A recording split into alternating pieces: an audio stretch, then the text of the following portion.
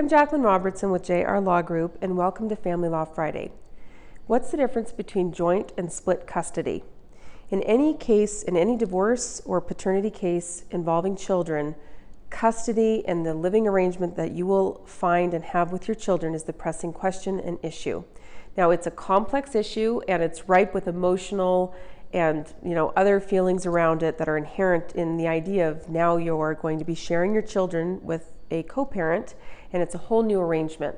So the goal of today's video is just to kind of give you a little understanding of what it actually means, what it entails, and what it can even ultimately look like. So the overarching principle of custody, there are two big prongs. There's legal custody and physical custody. Now, legal custody is going to be about the co-parents sharing in the ideas that govern medicine, healthcare, religion, any of the big decisions that need to be made for the children. That's legal custody, and the presumption in Utah is that it's going to be joint. So that's something that you're going to share with the co-parent.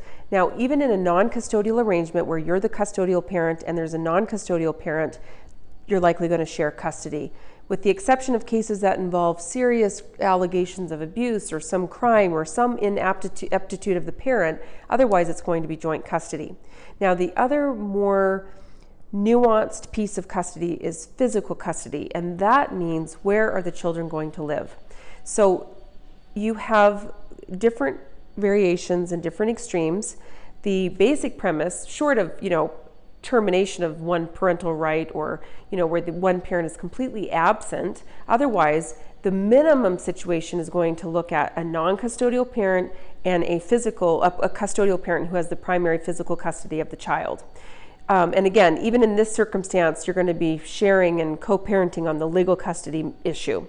Now, a designated non-custodial parent, that may arise in circumstances where the non-custodial parent may be working or living outside of the state, or may otherwise be unavailable due to their employment, or there's just different reasons that can go into this resulting in a non-custodial and custodial co-parenting situation. Now, that does not mean that the non-custodial parent is not a meaningful, very involved person in the children's life. The whole idea is that it's in the best interest of the child to have good and meaningful contact and access to both parents.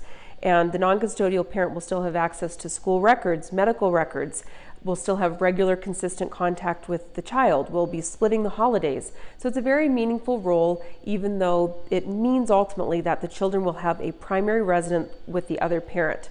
And that will be where they live and go to school and have their home base. So the non-custodial parent will have at a minimum a midweek visit, and then every other weekend from Friday night to Sunday night. Now, there is different outlines of that visitation scheduled for children under 5, but ultimately that's the general schedule that it would look like, every other weekend and splitting holidays. So the custodial parent will have the children the rest of the time. Now, looking over into what's called joint physical custody, what is that? So that is where both parents are showing up, involved in the children's life, and want to have an arrangement where they're both sharing custody. Now, one interesting piece that is misunderstood by many is that joint physical custody on paper doesn't mean that it's necessarily a 50-50 split as far as the calendar days go. So anything more than 100, if both parents have more than 145 overnights each, that is what we call a joint custody arrangement. The shorter end of that stick, meaning one person has more time, turns on an approximate 60-40 split. It's technically a little less than that, but a 60-40 split, which is 145 overnights and the other parent having 220 overnights, that, and the general schedule of that looks like that parent will have, the one with the 40% will have a midweek overnight visit, and then every other weekend from Friday all the way to Monday morning. And then the other parent will have the rest of the weeknights and then the alternating weekends. So that is what a 60-40 split can look like. Again, that's joint custody. Then there's the arrangement of 50-50, and that is where the co-parents are splitting the time with the children equally. This means that both parents, first of all, they have to live within 20 miles. You have to live within a reasonable proximity. Otherwise, it's going to be inconvenient for the children to be traveling back and forth. so much with such long travel. In addition, both parents are going to be, full hands on deck. They're going to be helping, participating, and sharing in the rearing of the children together equally. And it can look 50-50 in the sense of 1 week with one parent, 1 week with another parent.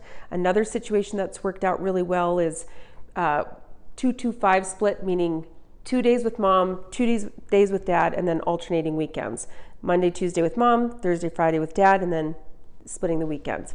So it goes back to what the court looks at when they're deciding what should be the custody arrangement for the children. It's going to be looking at what is in the best interest of the children. And that is the guiding premise for the courts. Now, before I go into what a court's going to look at in terms of what's going to be best for a custodial arrangement, let me say right here that what it's good to remember and what usually ends up being in the best interest of the children is that your custody arrangement can look like anything you want it to if you and your co-parent can get on the same page, set aside your differences, and work together to do what's in the best interest of the children. And that, if you can stay working together, customize your own parent plan and your own schedule, that's going to be so great for you because you're going to feel like you have the say, you're having the control. It does take some give and take, and there's going to be some bending, but again, if you can put aside your differences with the co-parent and work and focus on the children, what's in their best interest, then you and the other party can work out an arrangement that works.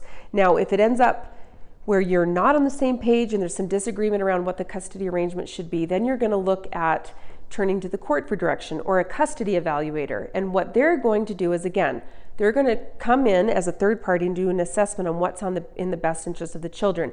And they're going to look at, which parent or have both parents been meaningfully involved in rearing the children? Are they bonded with both parents? And there's just a list of factors that they'll look at, with all of the cumulative idea being that they want to do what's in the best interest of the children. So again, if you can, as you navigate the divorce process, and especially in the mediation process, which we talked about in one of our earlier videos, come together, get on the same page, and figure out what's going to be best for your case. That is going to be ideal. Now, one of the questions that comes up as you deal with this custody question is child support. Is child support going to be required here? Is one spouse going to be paying the other support to help raise the children?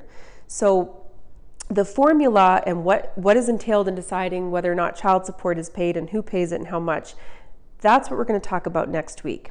So again, your case is unique and has its own nuances. So if you have questions about custody or would like more detailed discussion on the issue, call us and schedule a consultation. You can do that on my website at jrlawgroup.com. Otherwise, follow us on Instagram at jrlawgroup. And next up, again, we'll talk about child support. See you next Family Law Friday.